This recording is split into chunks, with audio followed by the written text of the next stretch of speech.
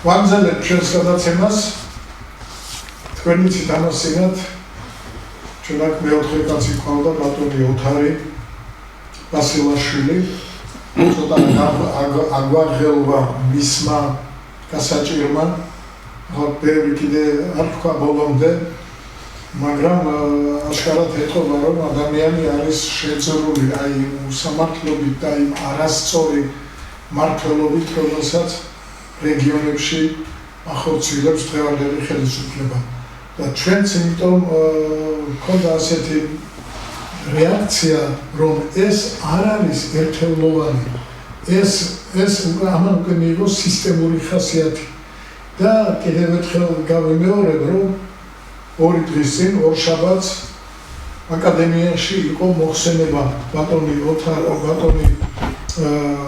ოთარაშვილის ვაჟა ოთარაშვილის და ბატონი გიორგი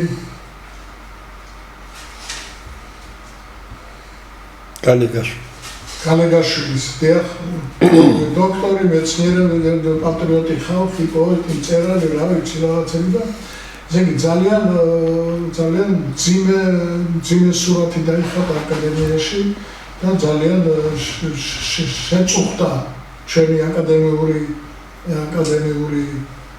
სფერო ჩვენი საზოგადოების და ჩვენ ბევრმა ითქვა და მეც მე კულუარებში ვთქვით რომ ხალხო ყველა უნდა ამოვიღოთ ხმა არ შეიძლება ენის მოშლით ლაპარაკი ხელისუფლებასთან რომელიც ვერ ართმევს უკეთეს შემთხვევაში ვერ ართმევს თავს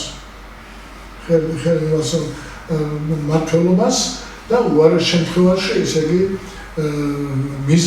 მიმართულად აკეთებს იმას რასაც აკეთებს და ამას მოყვება ქართული სახელმწიფოს კოლაფსი და ჩვენ ეს კიდევ ერთხელ დავწუნდით აი ამ ბატონის მაგალითზე კიდევ ერთხელ ჩვენ ახლა დავუბრუნდეთ ჩვენს თემას ვინ რა არის ქართულ პოლიტიკაში ჩვენ მე შეგახსენებთ რომ დავამუშავეთ აი ეს კრიტერიუმები რომელსაც უნდა აკმაყოფილებდეს ლიდერი ნებისმიერი დონის ლიდერი ნებისმიერი დონის იმიტომ ვამბობთ რომ ის ახალგაზრდა როცა იწყებს ლიდერობას ესე იგი ის ფიქრობს რომ გახდეს ქვეყნის ლიდერი ასე რომ ყველა ვინც ფიქრობს გახდეს და იქამდე მოვიდეს ის უნდა ერკვეოდეს რა უნდა იცოდეს მან და როგორი თვისებები უნდა ჩამოიყალიბოს და როგორ უნდა იცხოვროს რომ მისი რეპუტაცია იმიტომ რომ იმ კრიტერიუმებში ჩვენ რეპუტაციაც გვიწერია რომ იყოს უნციკლო და იყოს მაღალი დონის სხვანაირად არ შეიძლება და ის სისტემა რომელიც ახლა მოქმედებს და რომლის მეშვეობითაც ხალხი მიიწევენ წინ და ამ სისტემის საფუძველი არის პირადი ერთგულება ერთი რომელიმე ბელადის მიერ ასე იყო შევარდნაძის დროს ასე იყო ნაციონალების დროს ასე არის ბატონი ბიძინას და თქვენ ხედავთ ახლა ეს ბოლო მოვლენები რიჟვაძის სიმხელა ანდა როგორ შეიძლება რიჟვაძის სიმხელა თანამდებობაზე დაყენება როდესაც მეცნიერებამ დიდი ხანია უკვე ჩამოაყალიბა რომ ადამიანის ტვინი ისეა მოწყობილი რომ მართლობაში და უმაღლეს დონეზე მას 50 წლამდე საერთოდ არ განიხილება არსად არ განიხილება დიდი ფირმები და ორგანიზაციები რომელიც ვერ აიტანს სუსტ მმართველს ის მაშინვე დაკოტრდება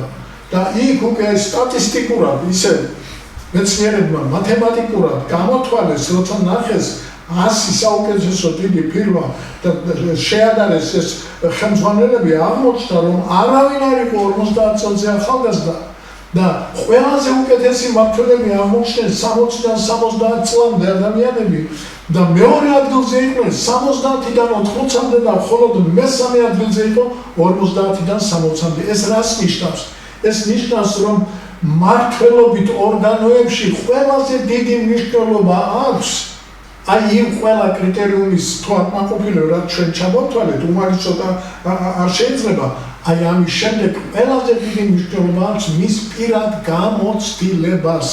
გამოცდილებას კიდე დრო უნდა და აი მოდის ასე რომ 60 წლისათვის ადამიანს უგროვდება ის გამოცდილება, რომელიც მას აძლევს საშუალებას უშეცდომოდ, ან თითქმის უშეცდომოდ მართოს ესა თუ ის სტრუქტურა. და თქვენ მეცნიერი ბრძანდები და შეგახსენებთ, რომ იგივე გამოკვლევა გააკეთეს ნობელიანებზე, მეცნიერებზე, ისევე აღმოჩნდა, რომ ყველაზე ესე იგი საშუალო გამოიყვანეს ყველაზე უკეთესი აღმოჩნდა 61-62 წლის მეცნიერები, იმიტომ რომ მეცნიერებასაც ჭირდება დიდი გამოცდილება, რომ ის შენი თუნდაც 24 და 25 წლის ასაკში აღმოჩენილი.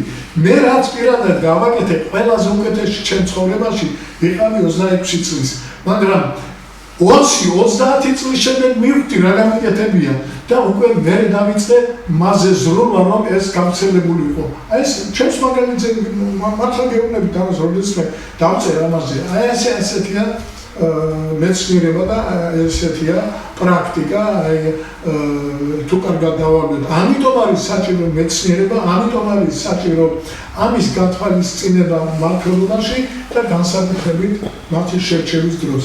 მე ახლა ვიცი, რომ ბატონ გიას თქვენ ბატონ გია იქ რაღაცა გამოგჩათ, აი მიწის პრობლემათან იყო დაკავშირებული. აი იმით დავიწყოთ და მე უკვე გადავიდეთ ჩვენ თემაზე. ძალიან მოკლედ მინდა ვთქვა, რომ მიწა სხვადასხვანაირად არის განსაზღვრული, მაგრამ ჩემს წარმოდგენაში, ანუ მე რაც ეკონომიკურ ანალიზი მაქვს გაკეთებული, იქიდან გამომდინარე მიწა მე ასე გამსაზღვრე. შეიძლება ზოგიერთი სხვა მკვლევრის აზრსაც ემთხვეოდეს, მაგრამ ეს ინდივიდუალურია მაინც. მიწა არის ბუნებრივი, ეკონომიკური, სოციალური, კულტურული მნიშვნელობის მქონე სივრცე, რომელიც ერის არსებობის, შრომის, კულტურისა და თვითიდენტობის საფუძველს წარმოადგენს. თუ მიწა, ახლა ამ განსაზღვრებიდან, თუ მიწა ამ ერს არ ეკუთვნის, მაშინ ერს არც თავისი კულტურული და თვითიდენტობაზე პრეტენზია არ უნდა ქონდეს. ამიტომ სახელმწიფომ კეთილი ინებოს, რომ ეს მიწები, რაც არის საქართველოს საკუთრებაში, არ უნდა მიყიდოს უცხოელებს. თუ მიყიდის, მაშინ კულტურა და თვითიდენტობა და აქედან გამომდინარე სუვერენული ქვეყნის ესე იგი ჩამოყალიბება შეუძლებელია. თუ აქეთკენ მივირთვით ჩვენ. აი ეს მინდოდა მე წინა გადაცემაში მეთქვა, ახლა ჩვენ კი ვისაუბრებთ სხვა საკითხებზე. სანამ გაიგებ, პირველად გავიგე ასე მეცნიერულად განსაზღვრული განმარტება მეცის. არ ვიცი შეიძლება არსებობს, მაგრამ კი სხვანაირი განსაზღვრებებიც არსებობს, რა? კარგია და ჩვენ საავტორებად გამოვდივართ, თანაავტორებად გამოვდივართ. დავაფიქსიროთ უნდა ეს განმარტება. დიდი მადლობა კარგია, ძალიან კარგად. დღეს ჩვენ ვისაუბრებთ სწორედ ამ მიწის გამართვასაც არის ეს დაკავშირებული ყველაფერი, მაგრამ ამ შემთხვევაში როგორი უნდა იყოს სახელმწიფო ორგანიზაციების მეთაურები, სამეცნიერო ორგანიზაცია ეს თუ სახელმწიფო დაწესებულება, სამინისტრო და ასე შემდეგ, რაც მეცნიერებასთან, განათლებასთან დაკავშირებული და მე რა თქმა უნდა ეს მიმდინელელად ვრცელდება მიწაზეც, გააჩნია ამასაც, როგორი მართველებია. ამის თაობაზე ჩვენ ძალიან ბევრი ვიფიქრეთ ბატონმა თემურმა და მე და ჩვენ ჩამოვაყალიბეთ ეს ისა რა ქვია, რამდენიმე მუხლი, რომ ფიქრობთ, რომ ესეთი შერჩეული თუ იქნება კადრი სამეცნიერო განათლების მიმართულებით ხელმძღვანელი, მაშინ ქვეყანას დაეტყობა წინსვლა. სხვა რა თქმა უნდა, მარტო განათლება და მეცნიერება არ ეყოფა ამას, სხვა ორგანიზაციებიც უნდა იყოს სხვა მიმართულებით განვითარებული.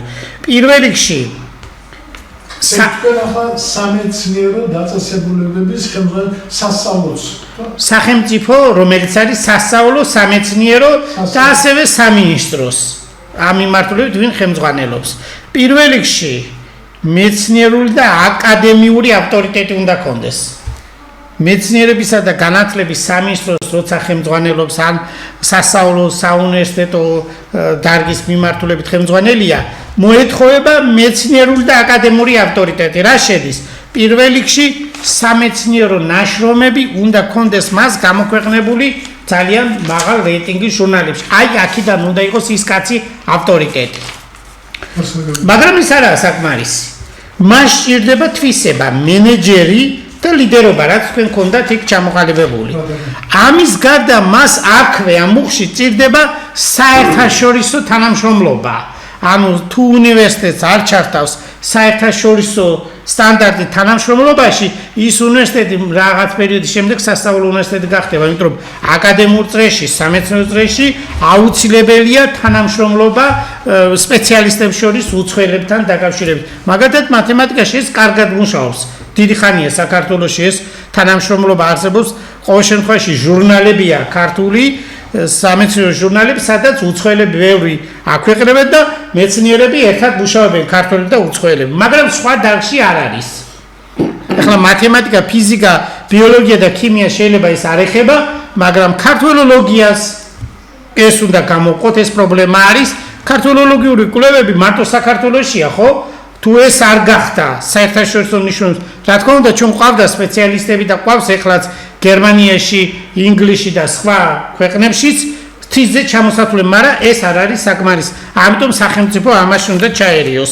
ჩარევაში გულისხმობ კეთილინებით შესაბამისი მხარდაჭერა საერთაშორისო კონგრესების გამართვას და ასე შემდეგ. ეთიკური სტანდარტი. აი ეთიკური სტანდარტი თუ არ აქვს ხელმძღვანელს დაცული, ეს არის ძირითადად სამეცნიერო ნაშრომი და ასევე კოლეგებთან ეთიკური სტანდარტი და სამართლიანობა უნდა კონდეს. ანუ თუ მეცნიერი შესაბამება დაუშვათ გახდეს სრული პროფესორი, მისი კეთილი ნება კი არ უნდა იყოს, არამედ უნდა გამოვიდეს ობიექტურიდან და ის უნდა იყოს არჩეული სრული პროფესორად და ასე შემდეგ. შემოქმედებითობა, ინოვაციური ხედვა და გამჭრიახობა.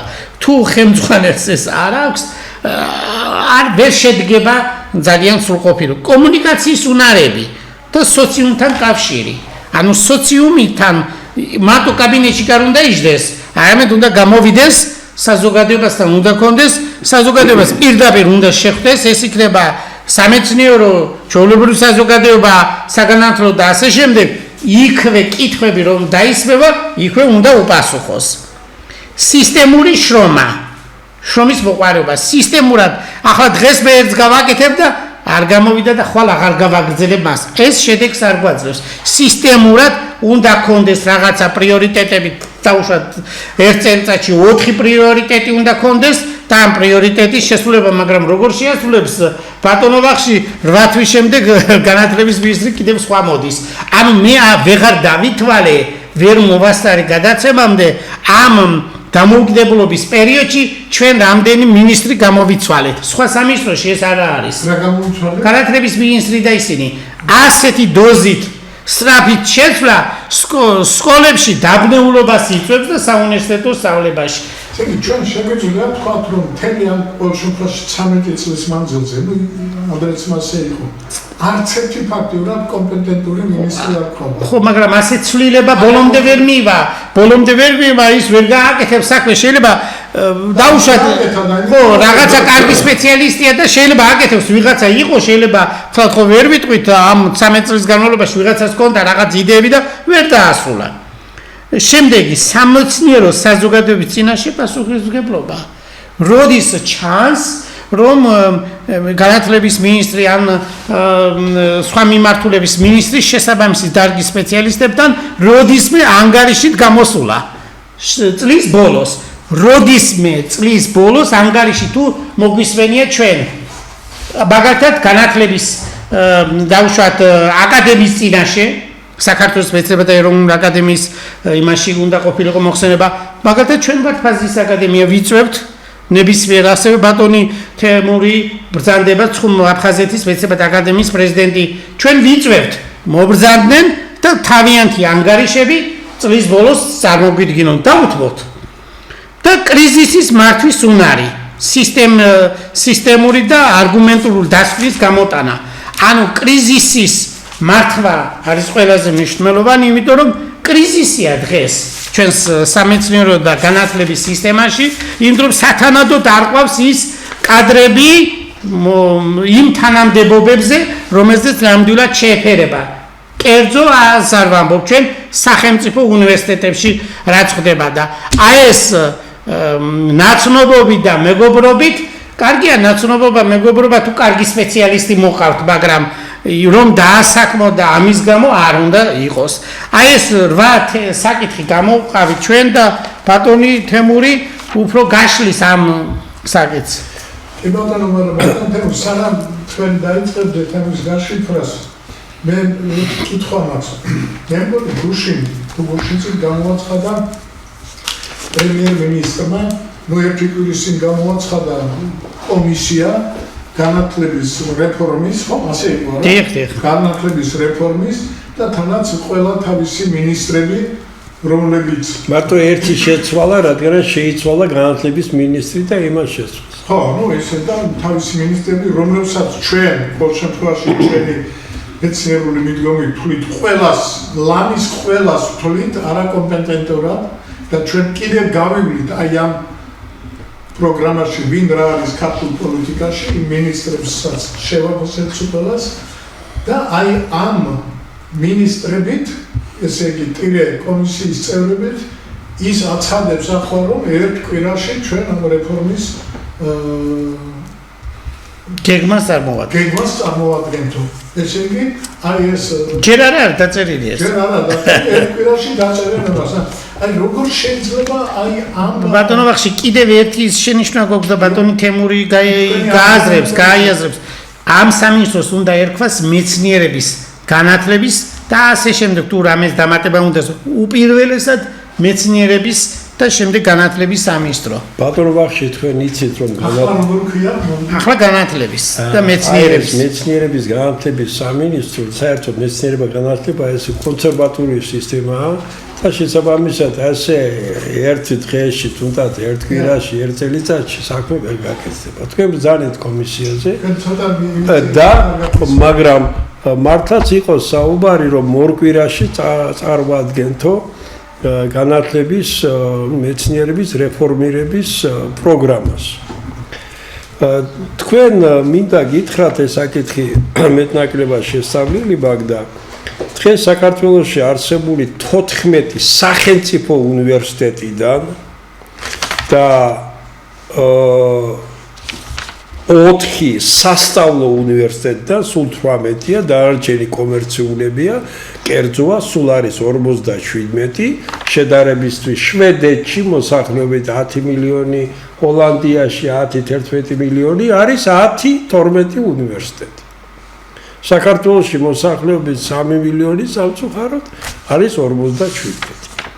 ახლა როცა ეს უნივერსიტეტები არის, არავინ არ ზრუნავს იმაზე, რომ რა პროგრამები საბაკალავრო, სამაგისტრო უნდა იყოს პრიორიტეტული. ახლა დღევანდელ ხელისუფლებას და განსაკუთრებით კიდევ წინა ხელისუფლება უფრო აქებდა სინგაპურის მიდგომას.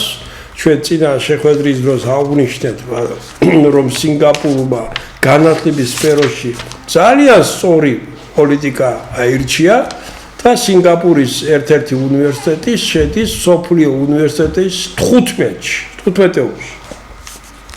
მაგრამ ჩინეთი, ახლა ჩინეთი არის სამაგალითო დღევანდელი ხელისუფლებისთვის, მაგრამ ჩინეთში ჩვენ ხანდახან ხშირად ნახავ, რომ საკმაოდ ბევრი არის ვიდეო, როგორი მიღწევები აქვს საინჟინრო დარგში და მართლაც ასეა.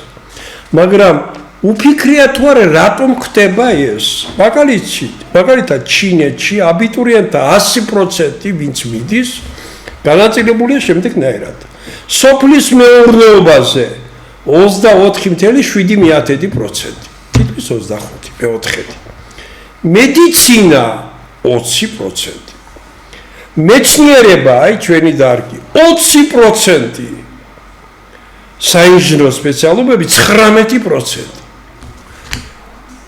თუ აიღებთ საქართველოს, ამ პროპორციები არის ბევრად უფრო ისე მაგალითად ცხადია ჰუმანიტარულზე ესე იგი სასარგებლოდ ეს ჰუმანიტარული, იურიდიული, იმას შემდეგ და ასე შემდეგ. მაგალითად მე ერთი პერიოდი როცა რა დავინტერესდა იქ 24% სოფლის მეურნეობა. 24 და 7, თითქმის 25. ყოველი მეოთხე აბიტურიენტი სოფლის მეურნეობაში მიდის. ყოველი მეხუთე მეცნიერებაში. ყოველი მეხუთე მედიცინაში. და და მე საინჟინრო სპეციალობები 19%, თითქმის ყოველი მეხუთე. ახლა ბატონო ვახში ჩვენთან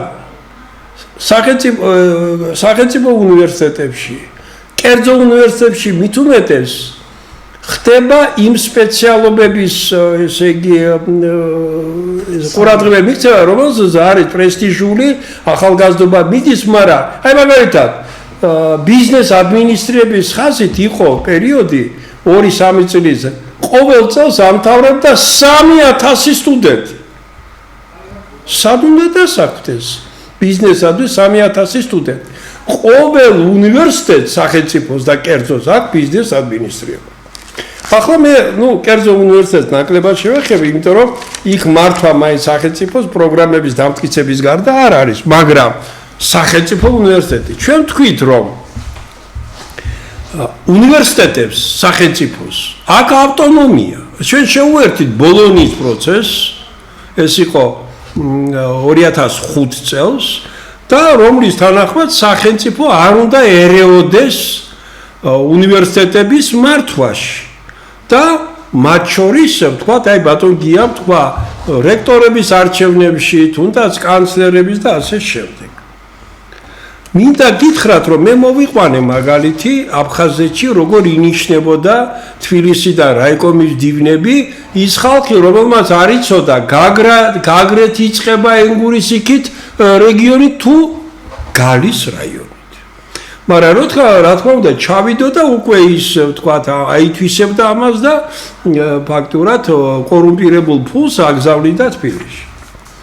ბოლო დროს ხშირი შემთხვევა არის, რომ დაწყებული კიდევ ბატონი მიხეილ სააკაშვილის მმართველობიდან განათლების სფეროში, სახელმწიფო უნივერსიტეტებში და შემდეგ გააგრძელა ოცნებამ ინიშნებიან პოლიტიკური კომისრები, განათლების კომისრები.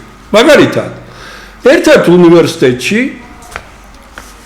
რომელსაც აქვს თავისი დიდი ტრადიციები და პირდაპირ მინდა გითხრათ, რომ მეცნიერება და განათლებაში მე საკითხი შესწავლილი მაქვს და ბატონ გიას გადაცემებში, ფაზისის აკადემიის კვლევებში 10 გადაცემა გავაკეთეთ.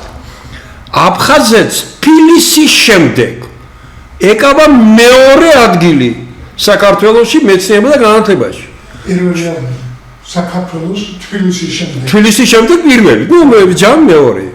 ხო, იმიტომ რომ მაგალითად ერთ-ერთი ყველაზე დიდი ილია მეკუას სახელობის სოხუმის ფიზიკა-ტექნიკის ინსტიტუტი. სოხუმში იყო სინოპი, აგუძერაიცი, მაიმუნსაშენი და ბევრი სხვა. და შენ როცა თქვათ განათლების სამინისტრო ფიქრობ რომ მოცემულ უნივერსიტეტში, მოცემულ კვლევით ცენტრში, სადაც არის თავის ტრადიციები, თავის ადგილობრივი კადრები, რომლებიც გადადიან მასწავლებლობიდან, კათედრის გამგე, მერე პროფესორი, მერე კიდევ რაღაცები, რატომ უნდა მოიყვანო გარედან, თუნდაც რექტორად ან კანცლერად პიროვნება, რომელმა არ იცის, იმერეთში შედის ქუთაისი თუ კახეთში შედის ქუთაისი, მით უმეტეს არ იცის, რომ აფხაზეთი რომელი რაიონები აფხაზეთში არის. ეს დაღუპავს ქვეყანას რატომ? როცა შენ ადგილობრივ კადრს ახვევ თავზე პიროვნებას, რომელსაც არ გაუვლია ამ მოცემულ უნივერსიტეტთან არავითარი ჭირი დალხინი, არ იცნობს კოლექტივს, არ იცის სად არის გაგრა, სად არის ესე იგი სამურზაყანო თქვა და ასე შემდეგ, იმის გამო რომ დღეს მოდაშია იურისტობა, გინდა თუ არა უნდა იყოს იურისტი რექტორი. ეს არის სრული კატასტროფა. მე პირდაპირ ვეუბნები საზოგადოებას. აი თუნდაც დღევანდელ ხელისუფლებას მოწოს და გარკვეულ სიმპათიები აქვს რუსეთის მიმართ. მოსკოვის სახელმწიფო უნივერსიტეტის რექტორები ბოლო 100 წელი ან მათემატიკოსია, ან ფიზიკოსია, ან ქიმიკოსი, მაგალითად ესმიანოვი. დღესაც მათემატიკოსი უკვე 30 წელია მართალი ეს დიდი დრო არის მათემატიკოსი სადობლიში. მე ყველა დარგს პატივცემ, მიყვარს იურისტები. მე მაგალითად იურისტად მიმაჩნია ლადო ჭანტურია, რატომ? ჩემი ქალიშვილი არის დოქტორანტი თბილისის სახელმწიფო უნივერსიტეტის სამართალმცოდნეობის სპეციალობის. და მაგისტრატურაში რომ სწავლობდა, ზუმით ლექციებს ბატონი ლადო ჭანტურია უკითხავდა იმიდან ჰოლანდიიდან, სადაც მოღვაწეობს ახლა. მე ვესწრებოდი ამ ლექციას სახში. სიამოვნებდა. მაგრამ სამწუხაროდ ლადო ჭანტურიასნაირი იურისტები სამწუხაროდ ძალიან ეს არის. ცოტა. ახლა აუცილებელია ყველგან იურისტი.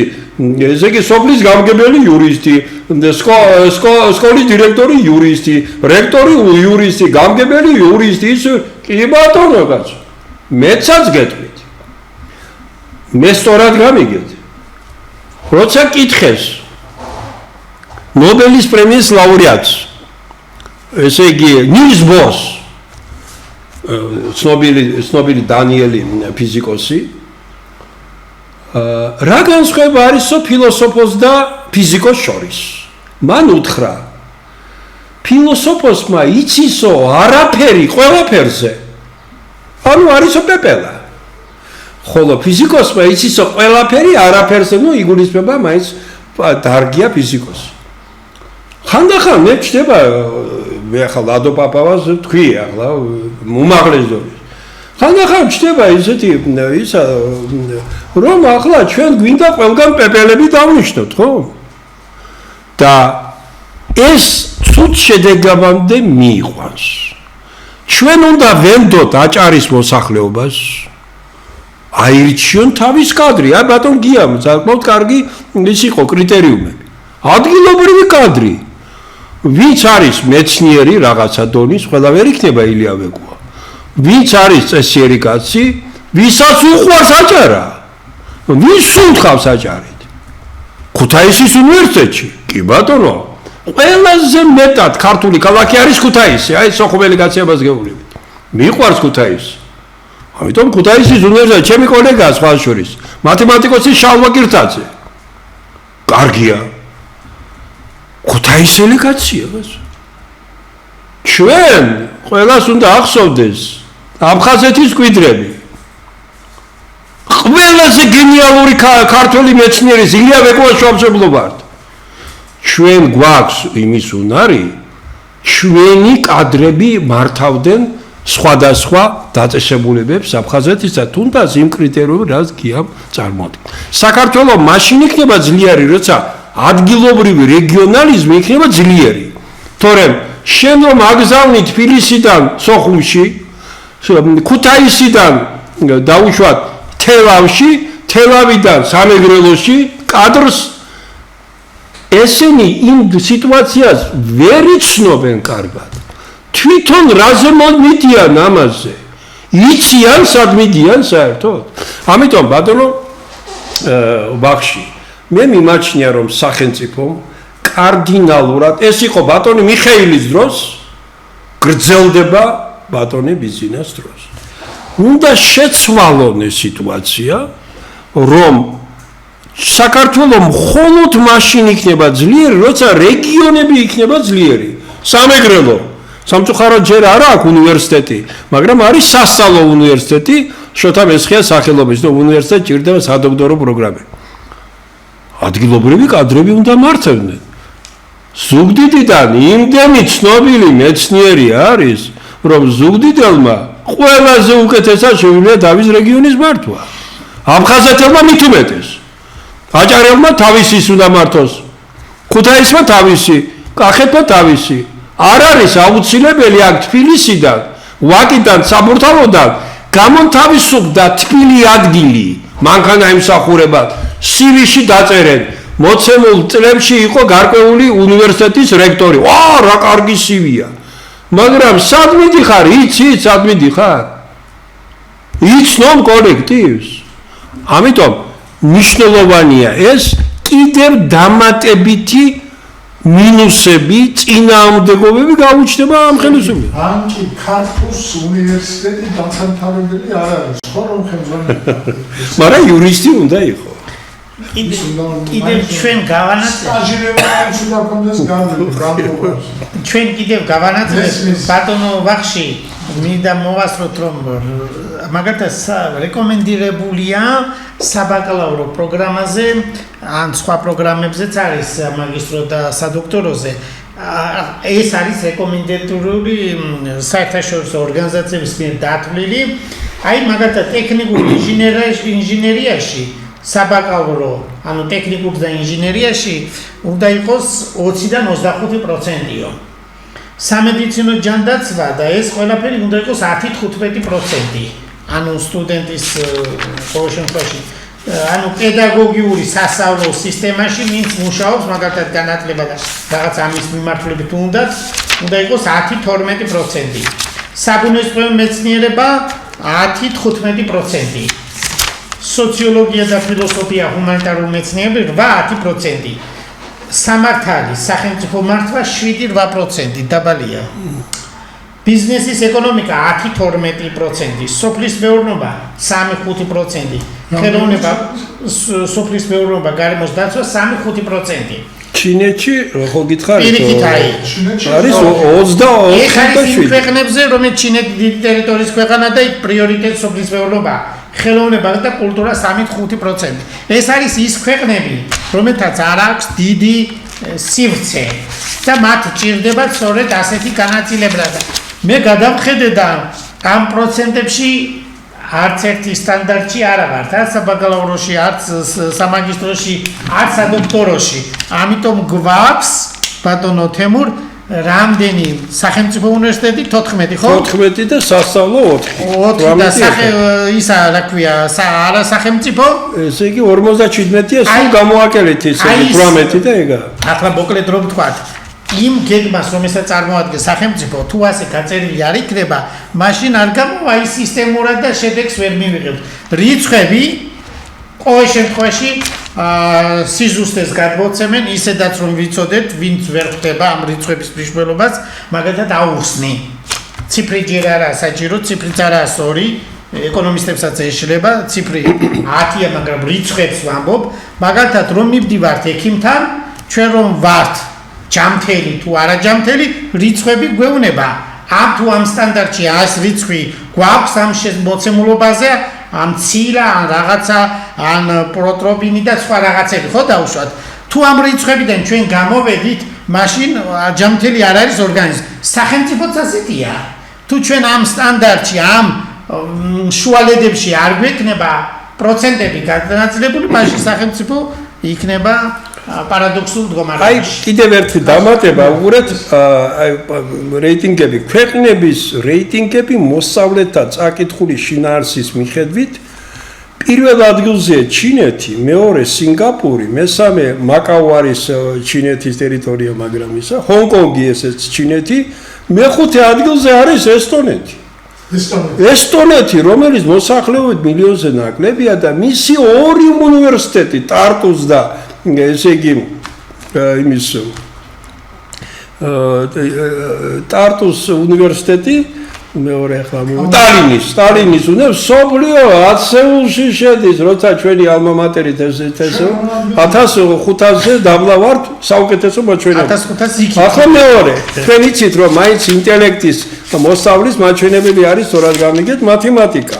აი მოსწავლეთა რეიტინგი მათემატიკაში პირველზე ჩინეთი, სინგაპური, კვლავ მაკაო, ჰონკონგი, ჩინეთის ტაიპეი, იაპონია, კორეა და ესტონეთი მერვეზე. საქართველოს საერთოდ ძლიერი რადარი, აი ევროპი ყველაფერს რომ იჭერს, ვერ იჭერს რეიტინგს.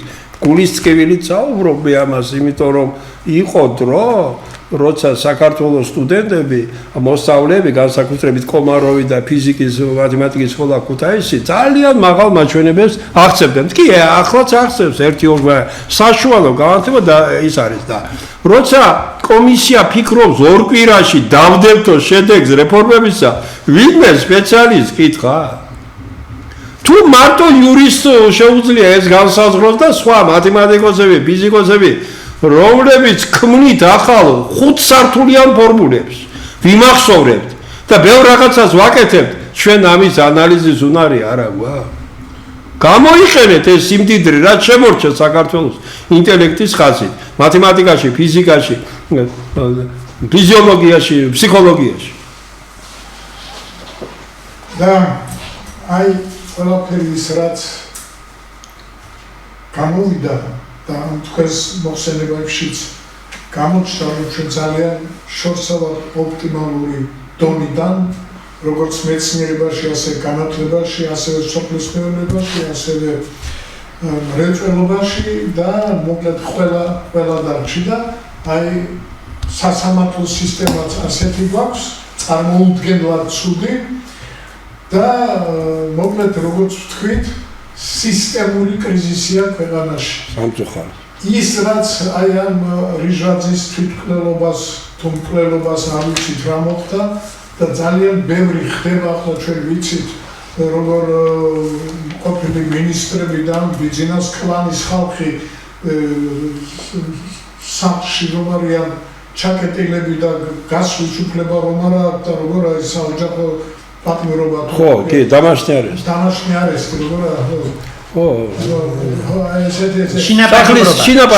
შინაპატიობა ამ კიცებს რომ ჩვენ გვაქვს კლანურ მაფიოზური მმართველობა და ამ მაფიოზებს აბსოლუტურად არ აინტერესებს ეს ახლა ჩვენ აი ამ რუბრიკაში რატომ ეს წარსული გადაცემაც და ეს იმიტომ მიუძღვე ჩვენ ახლა გვინდა რაღაცნაირად საფუძველი შექმნათ როდესაც კონკრეტულად დავიწყებთ ადამიანების თავსებადობას იმ თანამდებობაზე რომელიც მას უკავია და ჩვენ ვიცოდეთ როგორ უნდა შევაფასოთ ამისთვის განძლებთ ამ ინფორმაციას მე საზოგადოებას მინდა უთხრა და ორი მაღალი რანგის მეცნიერულად თქვენ ამბობთ აი საინჟინრო მიმართულება იქ 20% თუ 25 და ეს მერე როგორც საზოგადოებას რა მოწყობილებები აქვს ჩვენს პარლამენტში უკვე 30 წელიწადია პირველში შეიძლება კაცი ერთი ინჟინერული განათლებით არ არის ერთი ინჟინერი არ არის თქვენ წარმოიდგინეთ ესე იგი მე 19 საუკუნის რომელი იყო იქ 60-იანი თუ 70 წლები იყო ილია ჭავჭავაძე იმას მოხევეს რომ შეხვდა გზავის წერილებში და ის ოცნებობდა რომ საქართველოს 20 მე მგონი ეს იყო ციფრი 20 ინჟინერი რომ ყოლოდა რომ გზა ნორმალურად ჩვენ ყველაფერი ყავდა და ახლა რა გამოდის გზა ჩინელებს უნდა დააგებინო ხიდი ვიღაცას უნდა გააკეთებინო არადა მე 97-დან 2003 წლამდე ვიყავი ქართლის დირექტორი და შეიძლება დავდიოდი მოსკოვში მოსკოვის აი ის რომ არის მეტროსტროის მთელი კოლექტივი ცხენწვანილები იყვნენ ქართველები აქედან რომ წავიდნენ ჩვენ ისეთი გამოცდილება ჰქონდა ჩვენ აი ამ გვირაბშენის საოცარი გამოცდილება ჰქონდა ხიდშენის საოცარი გამოცდილება ჰქონდა ეს ჩვენი ჭიათურა და ჩვენ რომ ყველაფერი ქართველების გაკეთებული იყო და ახლა ჩვენ უცხოელები და იმიტომ რომ უცხოელს როცა ტენდერს გამოაცხადნენ იქ უფრო ადვილია მოელაპარაკები რამდენი უნდა დაგიბრუნოს ყველაფერი დაქვემდებარებულია ჩინოვნიკის მიერ ფულის კეთებაზე ხალხო შეუძლებელია ასე ვიარსებოთ დიდხანს არ შეიძლება ამ ხალხის ხელისუფლებაში დაბრუნება არ შეიძლება იმ ხალხის ვინც ახლა ოპოზიციონერებად ითვლება იმათი ხელისუფლებაში მოსვლა მე ხშირად ვიღაცები მწერენ რომ რამში გავარო ნაცებიო იმიტომ რომ მე ამას ვაკრიტიკებ თუ ნაცები ისა ოცნებისტები და ბანკირისტები და კიდე ის ვიღაცები ერთნაირი პირდაპირ ვიტყვი მოკლედ მაგრამ ახლა უნდა თხილად ვიყოთ სიტყვებზე შეიძლება დამაპატიმროთ არ მეშინია თქვენი ერთი 10 წლის პენსია არის ერთნაირი არაკომპეტენტური და ერთნაირი ყაჩაღები არიან ყაჩაღი ხო არ არის არა კაკო ყაჩაღი აკრძალულია არსენა მანამდე ჩვენ უნდა მოვემზადოთ ბოლოს და ბოლოს დადგება დრო, როდესაც გვექნება არჩევანი და მაშინ უნდა დავივიწყოთ. არ შეიძლება 10 და 20 ლარად და თუნდაც 200 ლარად ხმა გაყიდოთ, არ შეიძლება 1 კილოგრამ და არც 20 კილოგრამ კარტოფილზე და ბამბოზე გაყიდოთ. ჩვენი ნებაა ვინდა ჩვენ და ჩვენ ვცდილობთ ეს ჩვენი პროგრამები და პროექტები და ეს ჩვენი მიდგომები, ახლა მიდგომა აი თქვენ ახლა თვალს უხელთ ადამიანებს, როგორი უნდა იყოს რექტორი, როგორი უნდა იყოს სამეცნიერო დაწესებულების ხელმძღვანელი. მე ეს ყველაფერი ემსახურება იმას, როგორი უნდა იყოს პოლიტიკური ხელმძღვანელი. ჩვენ ახალ დასავლეთ საქართველოში ვიყავით ბატონ თემურისთან ერთად და იქ რაღაცა საუბარი გავიდა და ამ თბილისის არჩევნებზე მიიღოთ მონაწილეობა არის რა მომდათ ვიღაცა ეუბნება რომ ბატონ თემურ თქვენ უნდა იყავოთ კეჭი. აი თქვენ იმაზე გამახსენდა ბატონ თემურ მაშინ ვიყავ თბილისში თბილისელმა უნდა იყაროს კეჭი პირველად ჩვენ კიდე ნარმანია ყავდა და იმიტომ რომ ბიზნეს მოეწონა და დანიშნა ის ახლა ეგ სამტრედიელი ყავს, იმიტომ რომ ეთყობა პუტინმა დაურეკა იმას ბიზნეს და წარადგინეს და ახლა ის კიდე უნდა ვენდო ჩვენ რეგიონებს თავისი ლიდერი აირჩიონ. რა არის აქტული? აი მე მაგალითად როგორ პირველებას მრცხენია რომ აი ასეთი კადრები გადიან ფონს და იკავებენ მაღალ თანამდებობებს და მე უნდა მივიდე და მას უნდა ვეხვეწო რომ გამომიწერე სოციალური დახმარება და გამიფორმე რაღაცა არ შეიძლება ამის გაკეთება ხალხო ერთხელ და სამუდამოდ მოდი შევკიცოთ ერთმანეთს რომ ჩვენ გვიყვარს ჩვენი ქვეყანა და გადავარჩიოთ ის სანიმუშო ქვეყნა ამისთვის პირველ რიგში აბსოლუტური იგნორირება მოახდინოთ ყველა მეკრთამის ყველა უსინდისო ყველა არარეიტინგული ადამიანის მიმართ არ შეიძლება ნუ იმანის რაღაცა მაგრამ არ შეიძლება ეს მაგრამ ყოფილი მეკრთამებიც არიან თანამდებობაზე უნივერსიტეტში ყოფილი მეკრთამეები ხშირ შემთხვევაში აი უნივერსიტეტებში თანამდებობებზე დღემდე არიან აი კომუნისტურ პერიოდში თუ შემდეგში ცნობილი ყველამ რომ იცის რომ ფულის ამღები იყო ხო და ეს ხო ჩვენი ბრალია ჩვენ ხომ ამას ურშვებთ ჩვენ ესე იგი დასაშვებად მივაჩნია რომ რა ეკნა კაცს ცხოვრება უნდა და არ შეიძლება საზოგადო თანამდებობაზე საზოგადოებისათვის საკინბოროტო თანამდებობაზე მეკრთამე იჯდეს ის უნდა იყოს მუნციკლო ბატონო ბახში ესენი რომ ჩინეთზე აპელირებენ ჩინეთი კარგია შემდეგ ჩინეთში სახელმწიფო მოხელემ თუ მოიპარა დიდი ფული დახვრეტა პირდაპირ დახვრეტა. გახსოვთ გვაჩვენეს დახვრეტა და ჩამოხშობაც. დახვრეტა და ჩამოხშობა და ჩვენ ახლა ბანტონები შეიძლება მოიპარო და აი ოჯახისთვის კარგი გააკეთა. არ შეიძლება. და კიდევ ერთხელ მინდა თხოვნით მოვმართოთ. აი ამ ტელევიზიაში ითქმება ასეთი სინამდვილე და ჭეშმარიტი. ჩვენ კიდე მომზადებული მოვართ სხვა საკითხებზე. და ამ ტელევიზიას დახმარება ჭირდება. და გთხოვთ ამოვდგეთ ვისაც როგორ შეგიძლია და რანაირად შეგიძლია საქართველოს მომავალი რომ აწუხებთ ხო სიმართლეს და ჭეშმარიტებას არასოდეს არ მოვაკვირდით დიდი მადლობა რომ გიყურეთ კარგად მადლობა